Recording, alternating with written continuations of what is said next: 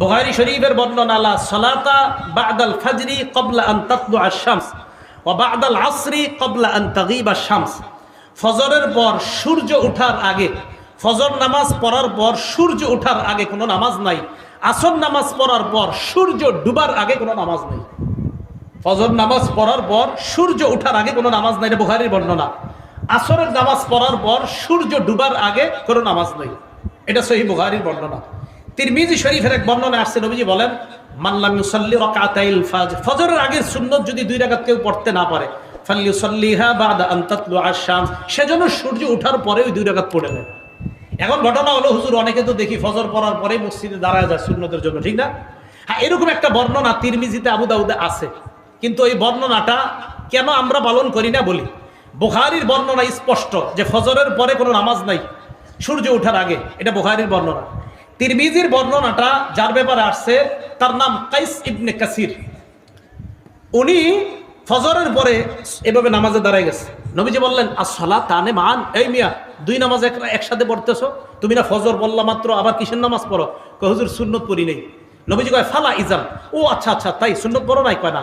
কয় ফালা ইজান, আপনারা দেশ গ্রামের মানুষ হইল, কিন্তু আমি আলহামদুলিল্লাহ যত জায়গায় যাই হাদিস বুঝানোর চেষ্টা করি। বলেন তো ফালা ইজান, সবাই বলেন ফালা ইজান। এই শব্দটা কয়েকবার বললেন, ফালা ইজান। আচ্ছা এবার বুঝেন, ফালা ইজানের 2টা অর্থ। ফালা ইজানের কয় অর্থ? প্রথম অর্থ হলো কি করো? কয় হুজুর ফজরের সুন্নত পড়ি। নবী কয় না, এর পরেও পড়ার অনুমতি নাই। ফালা ইজানের প্রথম অর্থ না, পড়ার অনুমতি নাই। ফালা ইজানের দ্বিতীয় অর্থ হলো ও আচ্ছা আচ্ছা ঠিক আছে পড়ো, সমস্যা নাই। তাহলে ফালা ইজান শব্দটার 2 অর্থ। এক অর্থ হলো ও আচ্ছা সুন্নত পড়তেছো, কয় হ্যাঁ, আচ্ছা ঠিক আছে সমস্যা নেই। দ্বিতীয় অর্থ হলো সুন্নত পড়তেছো, কয় হ্যাঁ, কয় না তারপরেও অনুমতি নেই। তাহলে বলেন তো ফালা ইজান নবী একটা শব্দ বললেন, এই শব্দের অর্থ হয় কয়টা?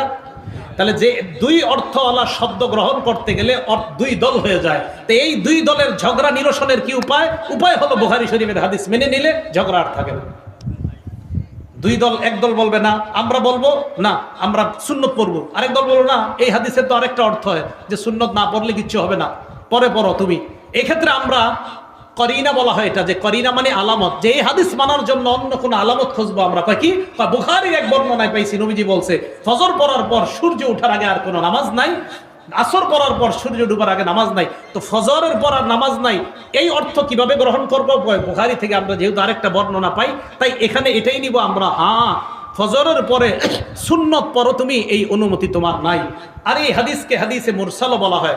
আর হাদিসে মুরসাল যেখানে আছে, অন্যদিকে আছে হাদিস, সহিহ হাদিস বুখারী শরীফের স্পষ্ট হাদিস থাকার পর এই হাদিসে মুরসালের উপর আমল করার কোনো প্রয়োজন নাই। টোটাল কথা হলো ফজরের আগের সুন্নত যদি পড়তে না পারেন, এই সুন্নত সূর্য ওঠার পরে পড়বেন, যদি ফজরের আগে সুন্নতটা পড়তে না পারেন। কথা কি বুঝে আসছে সবার?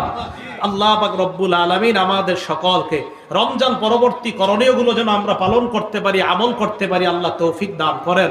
আমিন ওয়া আখিরু দাওয়ানা আনিল হামদুলিল্লাহি রাব্বিল আলামিন।